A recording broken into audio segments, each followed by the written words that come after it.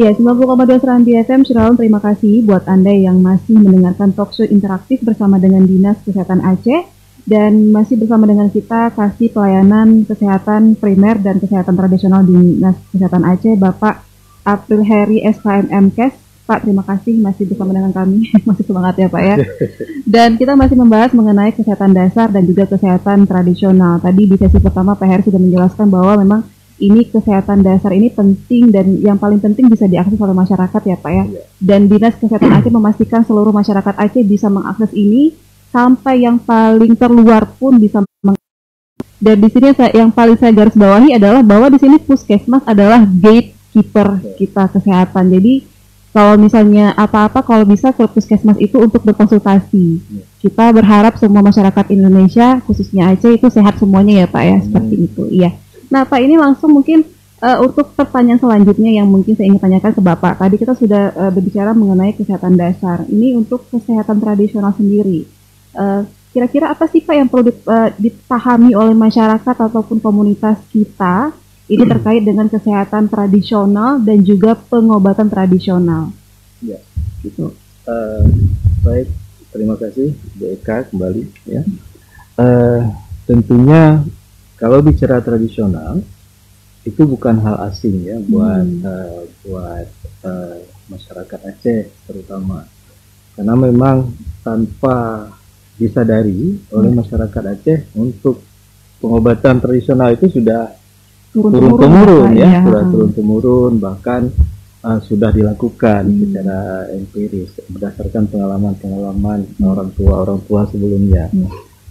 Cuman dalam hal ini kenapa pelayanan kesehatan tradisional itu menjadi bagian dari programnya Dinas Kesehatan, bahkan menjadi programnya Kementerian Kesehatan.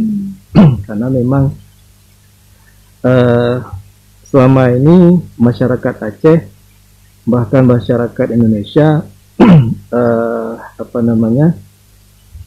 memanfaatkan obat-obatan tradisional itu berdasarkan pengalaman saja, tanpa mengetahui bagaimana efek sampingnya, apa kadar komposisinya yang ada pada bahan obat tersebut yang dari tanaman.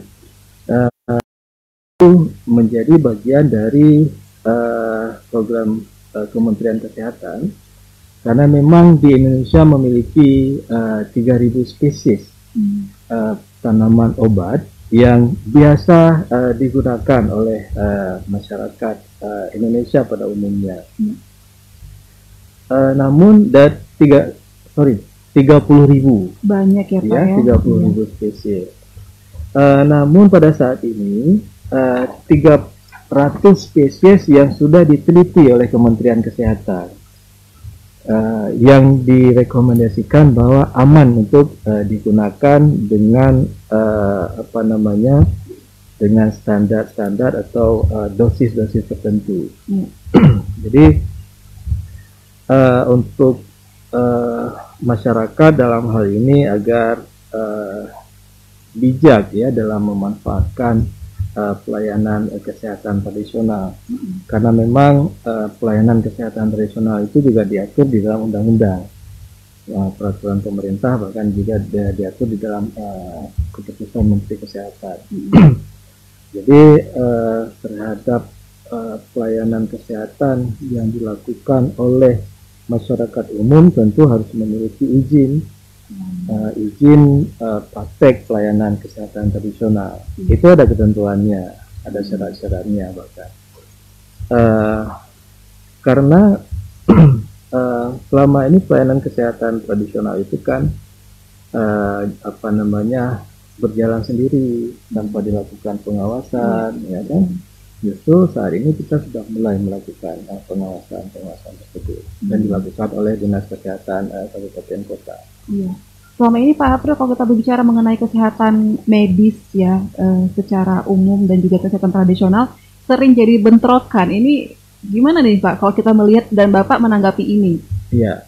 Gimana itu Pak? Jadi sekarang kan ini kan sudah masuk ke programnya Kemenkes ya, bahwa pelayanan tradisional juga bisa dilakukan gitu ya. Jadi ini bisa membuka peluang juga tadi seperti Bapak katakan bahwa memang spesies tanaman obat di Indonesia ada 300 yang sudah direkomendasikan bisa digunakan. Jadi ini tidak berharap tidak ada lagi bentrokan ke depannya seperti itu ya Pak. Iya.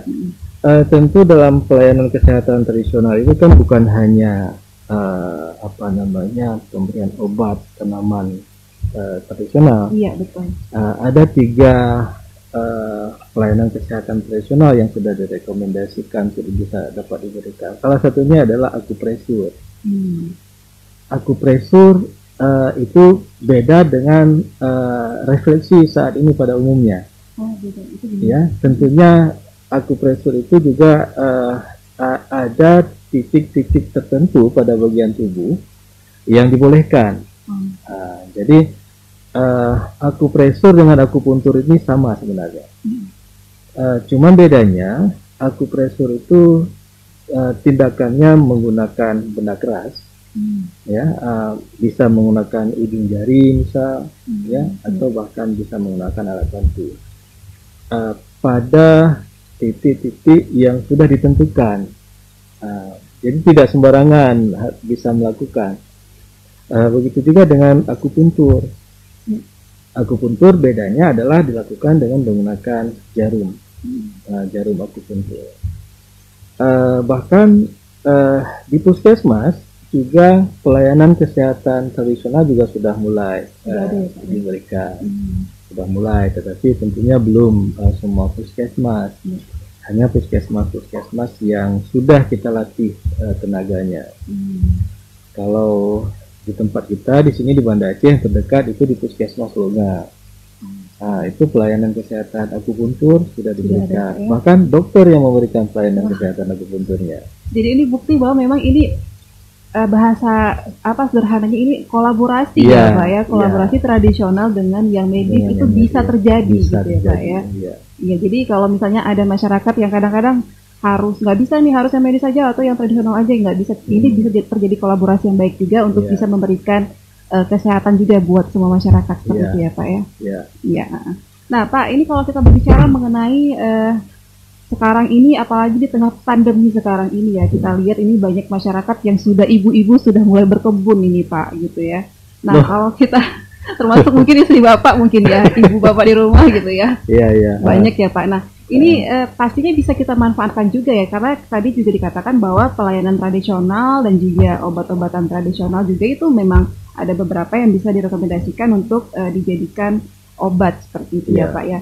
Kalau kita melihat terutama untuk yang di Aceh sendiri, untuk pemanfaatan pekarangan rumah sendiri Pak, apakah memang masyarakat di Aceh ini sudah familiar dalam memanfaatkan pekarangan rumahnya untuk menanam tanaman obat keluarga? Gimana nih Pak? Apalagi ini banyak yang nanam-nanaman gitu, bunga-bunga keladi, apalagi yang lain gitu Pak ya. Kalau lihat dari pemanfaatan pekarangan ini untuk tanaman obat seperti apa Pak?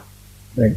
Jadi kalau kita melihat dari hasil penelitian memang itu Riskesdas tahun 2013 ya, itu 30,4% rumah tangga sudah melakukan penanaman tanaman obat keluarga.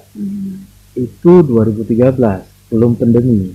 Tapi dengan seperti Mbak Eka sampaikan tadi, kondisi hari ini kita lihat secara umum saja, tapi memang belum ada penelitian secara detail memang seberapa persen masyarakat Aceh sudah menggunakan halamannya untuk memanfaatkan penanaman tanaman obat ya. Tetapi kita lihat secara kasat mata, secara umum memang antusias masyarakat Aceh sekarang sudah mulai kembali lagi ke alam ya, back to nature. Jadi kembali lagi ke alam, terutama untuk meningkatkan imunitas tubuhnya, mencari aktivitas fisiknya. Jadi dengan berkebun tadi disampaikan, menanam tanaman di samping bermanfaat sebagai tanaman obat, juga bermanfaat sebagai keindahan ya. Jadi di situ juga kita lihat secara umum juga masyarakat sudah mulai gemar mengkonsumsi jamu misal sekarang kan. Sekarang itu kunyit asam itu laku keras tuh di mana-mana. Jadi usaha ya Pak. Jadi usaha. Ya, jadi usaha. Jadi di samping ini juga saya sampaikan bahwa dalam program kesehatan tradisional ini juga kita ada kembangkan asuhan mandiri tanaman obat keluarga. Alhamdulillah Aceh 2019 menjadi juara 1 nasional. Aceh ya terhadap pembinaan tanaman asuhan mandiri tanaman obat keluarga ini. Jadi di sana tentunya di bawah binaannya teman-teman puskesmas. Itu Kabupaten Tamiang waktu itu. Jadi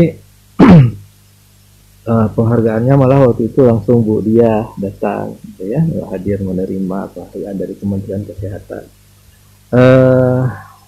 Itu puskesmas melakukan pembinaan kepada masyarakat, melakukan asuhan mandiri tanaman obat keluarga secara berkelompok, juga bahkan secara individu, dan untuk memberdayakan lahan halaman rumahnya untuk menanam tanaman-tanaman obat dan tentunya yang bermanfaat bagi kesehatan.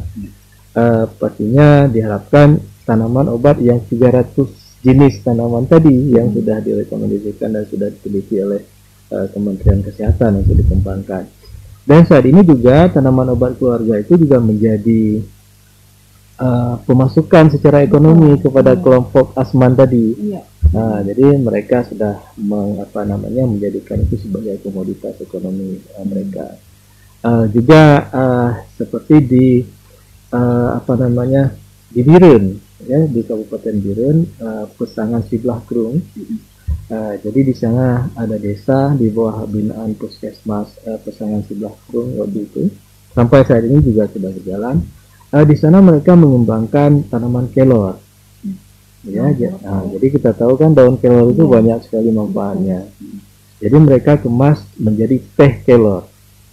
Jadi kalau Ibu Eka mau coba lihat di supermarket tentunya ada tuh biasanya. Sudah mulai ya Pak ya? Ya, jadi sudah kemasannya seperti teh sariwangi seperti itu sudah ada kilo. Ada bagnya gitu Pak ya? Ya, awalnya memang di plastik saja. Hanya plastik bubuk kayak aduk teh saring biasa. Tapi karena memang masyarakatnya mau berinovasi gitu kan, sampai saat ini sudah kemasannya sudah bagus. Dan alhamdulillah di TNG Aceh juga Pak Azhari Kepala Dinas sudah turun di sana untuk melihat langsung bagaimana proses pemberdayaan masyarakat. Jadi memang didukung juga masyarakat secara ekonominya juga ya Pak ya untuk bisa berkembang. Apalagi di tengah pandemi sekarang ini semuanya susah ya. Jadi bisa membuka usaha sendiri gitu ya Pak. Bisa sehat, bisa masuk uang bisa juga masuk ya Pak. Uang juga.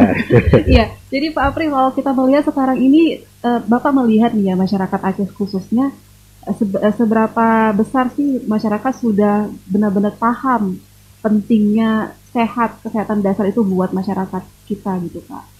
Ya, jadi tentunya yang saya sampaikan tadi bahwa salah satunya adalah perlu penguatan kita di sisi promosi kesehatan. Jadi bagaimana masyarakat itu paham bagaimana berperilaku hidup bersih dan sehat, sehingga kita harapkan juga masyarakat itu semuanya bisa sehat ya. Saat ini juga pelayanan kesehatan, bagaimana memberikan penyuluhan kepada kesehatan, promosi kesehatan, bukan hanya dilakukan di puskesmas, tetapi dengan program PISPK saat ini, itu teman-teman di puskesmas melakukan kunjungan rumah, home care. Jadi memberikan pelayanan kesehatan juga dapat dilakukan di rumah, dan memberikan penyuluhan kesehatan juga dapat dilakukan per rumah masing-masing, dikunjungi. Door to door ya Pak? Door to door. Di samping itu juga di situ kita melihat bagaimana kondisi kesehatan keluarga tersebut. Ya, dengan tentunya ada kuesionernya ya yang sebagai bekal teman-teman puskesmas melakukan kunjungan rumah. Jadi bagaimana bukan hanya kondisi kesehatannya, kita juga melihat bagaimana kondisi sarana dan prasarana di rumah itu, termasuk jamban, kesediaan air bersihnya, termasuk seperti itu. Jadi layak atau tidak masyarakat itu bisa hidup sehat. Baik, terima kasih Pak Heri. Kita akan jeda dulu sejenak Pak Heri. Kita masih ada sesi terakhir untuk talkshow interaktif di hari ini bersama dengan Dinas Kesehatan Aceh. Dan kita masih membahas mengenai kesehatan dasar dan kesehatan tradisional. Pastikan buat Anda terus stay tune di 90,2 Serambi FM Saudara.